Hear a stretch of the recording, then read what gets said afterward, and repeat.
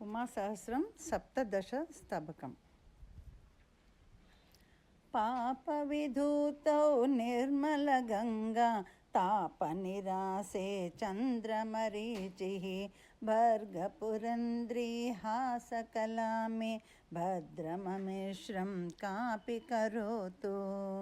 शिष्टकुलानां सम्मदयित्री दुष्टजनानां संशमयित्री कष्टमपारं पादजुषो मे वेष्टपराग्ने सा विदुनोतु।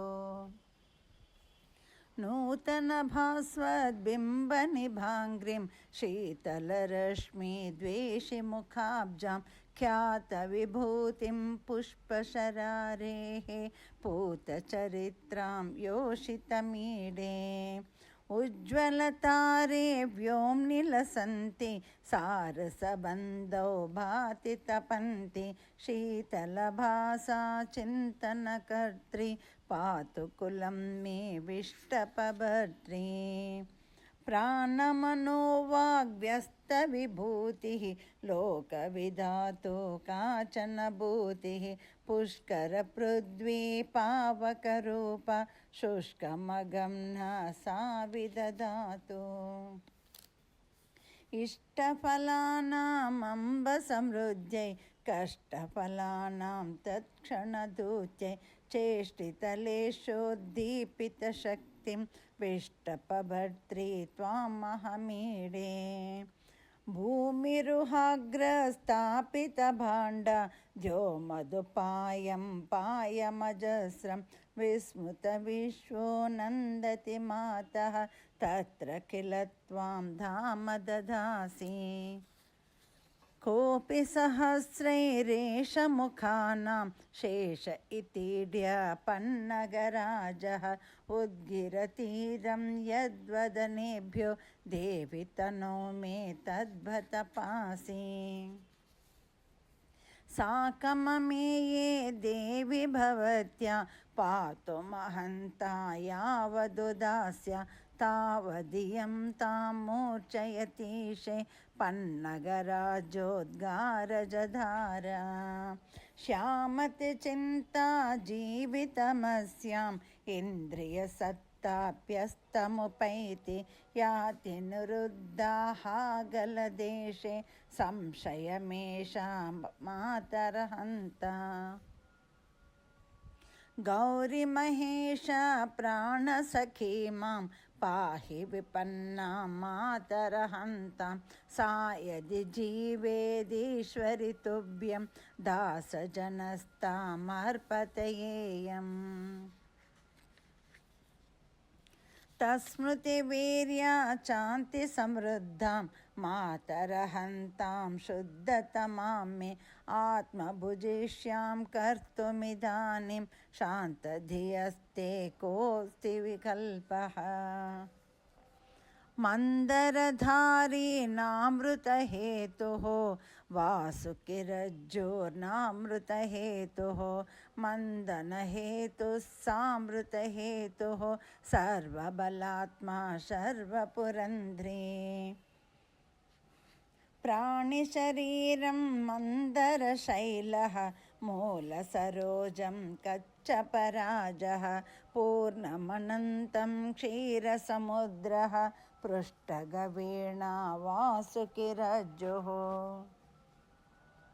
दक्षिणनाडी निर्जरसेना वामगनाडी दानवसेना शक्तिविलासो मन्दनकृत्यं शीर्षजधारा कापि सुधोक्ता।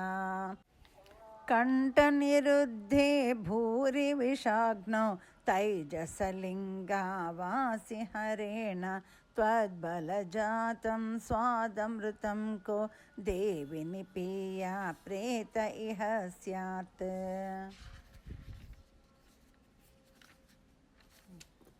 येन विभुस्ते माद्यति शर्वो यत्र शिवे त्वं क्रीडसि हृष्टा सम्मदमूलं तं मदमाद्ये वर्धय पुत्रे अनुग्रहपात्रे। यो मदमिदृङ्मार्गम् उपेक्ष्य स्वर्विभुपूज्ये गर्भसमेतः आहरति श्रीबाह्यसमृद्ध्या नासुरया वासोऽसुर एव ताम्यति तीव्रा फेन निषेवि क्लाम्यति संवेत्पत्रनिषेवि भ्राम्यति हाला भाण्डनिषेवि श्यामति शीर्षद्रावनिषेवि अस्तु विरेके पद्यमफेनं पत्रमजीर्णेष्वस्तु निषेव्यम् अस्तु हितं तद्यक्ष्मणिमध्यं संस्मृतिहारी देवि रसस्ते नैव महान्ता सत्त्वसमृद्धाः सर्वमदेषु अपि अम्ब चलन्तु अल्पजनानां मादकवस्तु प्राशनमीशे नाशनमुक्तम् केऽपि यजन्ते यत्मधुमांसैः त्वां त्रिपुरारे जीवितनादे अत्र न यागो दूषणभागी द्रव्यससङ्गो दुष्यति यष्टा दक्षिणमार्गे सिद्ध्यति भक्तः सव्यसरण्यां सिद्ध्यति वीरः नेश्वरि सव्ये नाप्यपसव्ये सिद्ध्यति दिव्ये त्वध्वनिमौनी नार्चनभारो नापि जपोस्यां दिव्यसरण्यां भव्यतमायां केवलमम्बापादसरोजं निश्चलमत्यां मृग्यमजस्रम् काचिदमूल्या चम्पकमाला वृत्तनिबद्धा मञ्जुलमाला अस्तु गणेशस्येश्वरकान्ता कण्ठविलोला चम्पकमाला श्री उमये नमः श्री उमये नमः श्री उमये नमः।